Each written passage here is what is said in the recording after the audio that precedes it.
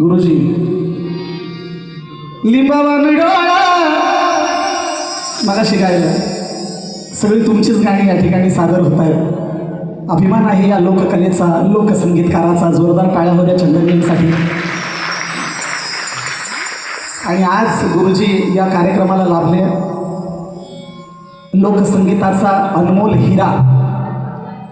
5,000हून ज्यांचे शिष्यवर्ग आहेत.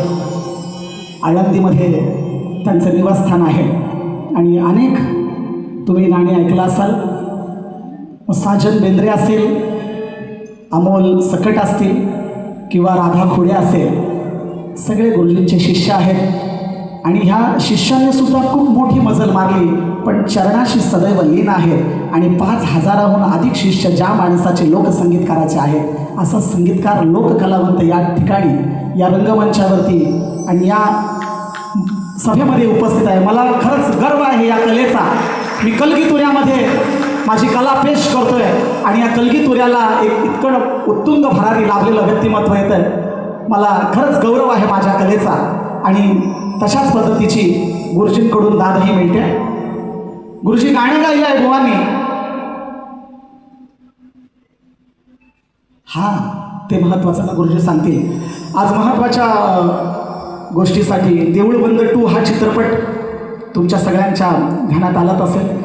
100 कोटीहून अधिक क्रॉस केले. त्या देऊळबंद 2 मध्ये गुरुजींचं गाणं आहे मल्हारी रायाचं, खंडोबाचं. आणि आज त्यांचा जल्लोष उत्सव साजरा करायचा होता आणि त्या कार्यक्रमाला गुरुजी गेले. आणि हाही कार्यक्रम तितकाच महत्त्वाचा गुरुजींनी मानला. ते अखिल महाराष्ट्र कुणबी सेवा संघ यांच्यासाठी जोरदार टाळ्या होईल.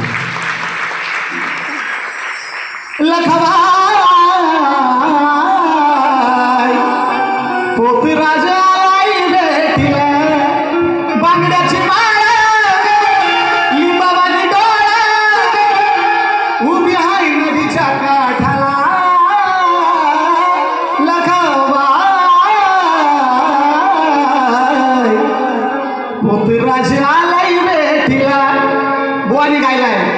ज्ञानदीप लाव मांडीला हटाव, भेटलास आज जोडीला शाहिरा, भेटलास आज जोडीला शाहिरा. सवालाचा बाण सोडिला. प्रतिस्पर्धी शाहिराने सवालाचा बाण सोडलाय. थांबरे थांब जरा, तुला इतकी घाई काय? बाण कशात ठेवतात? भात्यात ठेवतात. भात्यात. गाण्याचं उत्तर पण बघा कसं आहे. ऐका हो बुवा, आज उडणार धुवा. ऐका हो बुवा. तुम्ही जे गायलात ना ते तुम्ही ऐका परत, आणि हे परत ऐका. हे काय आहे? ही सुरावट काय आहे? ऐका हो बुवा, उडवितो धुवा. बाण सोडला साकल खात्यात प्रश्नाचा. बाण सोडला साकल खात्यात शाहिरा. उत्तर हाय र भात्यात. बाण कुठे ठेवतात? भात्यात.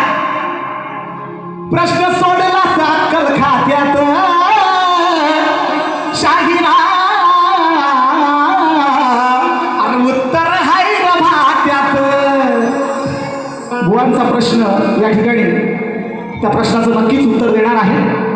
प्रथम आपला प्रश्नपद गातो आणि माझे गुरु अर्थातच तुकाराम मानकर यांच्यानंतर आम्ही ज्यांना मानतो ते चंद्रकांतजी गायकवाड या ठिकाणी येतील आणि प्रश्नाचा नजराणा सादर करतील. अब केसा मंदी गजरा,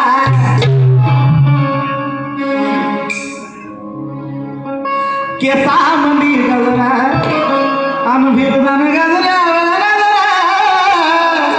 या पोरी बघून घ्या नवान खरं. कुळेकरजी, मुखी ज्ञान अमृत ते भरवा. बुवा, मुखी ज्ञान अमृत ते भरवा, पहिलं रणामध्ये ठरवा,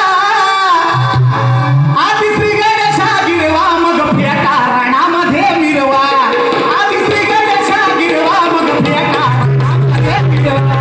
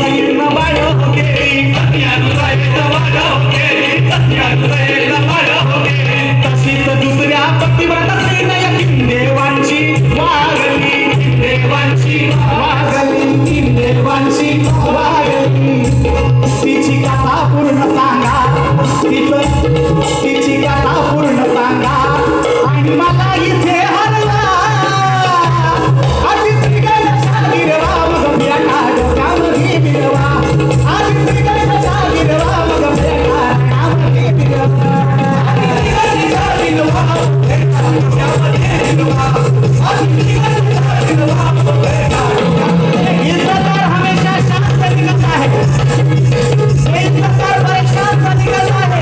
अरे कौन सा भी किताब देने वाली सुन ले, अरे हीरा हमेशा कोई लेके हाथ से ही निकलता है. जय जवान.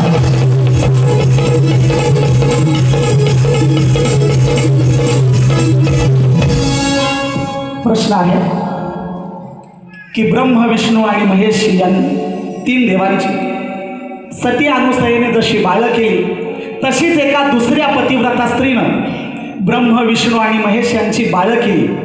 आणि म्हणून त्या 3 देवांनी क्रोधित होऊन त्या बाईला असा शाप दिला की तू कलियुगी राक्षसी होशील आणि सर्वत्र रोगराई पसरवशील.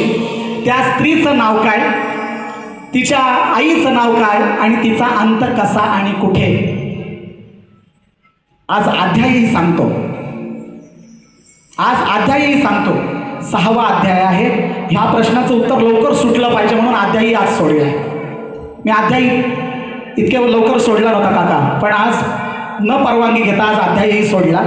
का तर ह्या प्रश्नाचं उत्तर लवकर येऊ द्या आणि आल्यानंतर निश्चितपणानं त्या शाहिराच्या गळ्यात मी पुष्पमाला अर्पण करेन आणि विजयी होईन असं प्रामुख्यानं घोषवाक्य नक्कीच तुमच्या रसिक प्रेक्षकांसमोर जाहीर करेन. आता बुवांनी विचारलेला प्रश्न आहे, त्या प्रश्नाचं उत्तर या ठिकाणी आम्ही देतोय. लक्ष असू द्या. नमस्कार मंडळी. जास्त बोलत नाही कारण वेळ फार अपुरा आहे. बुवांनी जो प्रश्न विचारलेला आहे आणि त्यांचे गुरुवर्य दत्तायरे यांच्याशी पण आमचे बरेचसे कार्यक्रम झालेले आहेत, तरी दत्तायरे यांना मानाचा मुजरा करतो आणि प्रश्नाच्या उत्तराकडे बोलतो. शाहिरांचा प्रश्न असा आहे, एका परमभक्ताची परीक्षा घेण्यासाठी आदिमाया राजेश्वरी बाणेश्वरीने त्याला त्रिवेणीचे नीर आणण्यास सांगितले. त्या परमभक्ताने नीर लिले आणून दिले. त्यावर प्रसन्न होऊन आदिमाया बाणेश्वरीने त्याला अलंकार म्हणून एक मोरपीस दिले. तर त्या परमभक्ताचे नाव काय? तरी बुवा आम्ही प्रश्नाचं उत्तर देतो, त्या उत्तराची कॉपी घेऊन जाऊ.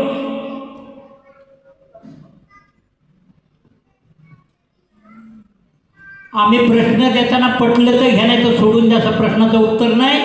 थांब जर असेल तर प्रश्नाचं उत्तर देतो. रंगभूमी आहे आणि या रंगभूमी आम्ही खोटं बोलत नाही. त्या परमभक्ताचे नाव संत एकनाथ महाराज. त्रिवेणीचे नीर, नीर म्हणजे पाणी, त्रिवेणीचे नीर म्हणजे प्रयागराजच्या गंगा यमुना सरस्वतीच्या संगमाचे पाणी. एकनाथ महाराजांनी फक्त श्रद्धेने कमंडळू पाण्यात बुडवला आणि क्षणार्धात त्या त्रिवेणीचे पवित्र पाणी हजर झाले. त्यांनी ते पाणी देवीला अर्पण केले. राजेश्वरी बाणेश्वरीने प्रसन्न होऊन बक्षीस म्हणून एकनाथ महाराजांना अलंकार म्हणून एक मोरपैस दिलं आणि मोर आशीर्वाद दिला. म्हणूनच संत एकनाथांना मोरोपंत किंवा मोरपीस झाले असे म्हणतात आणि त्यांच्या डोक्यात मोरपीस दाखवतात. पुरावा एकनाथ महाराज चरित्र अध्याय 3 पुराव्यासहित आहोत आणि प्रश्नाचं उत्तर 100% नव्हे 101% उत्तर आहे. जय हिंद, जय महाराष्ट्र.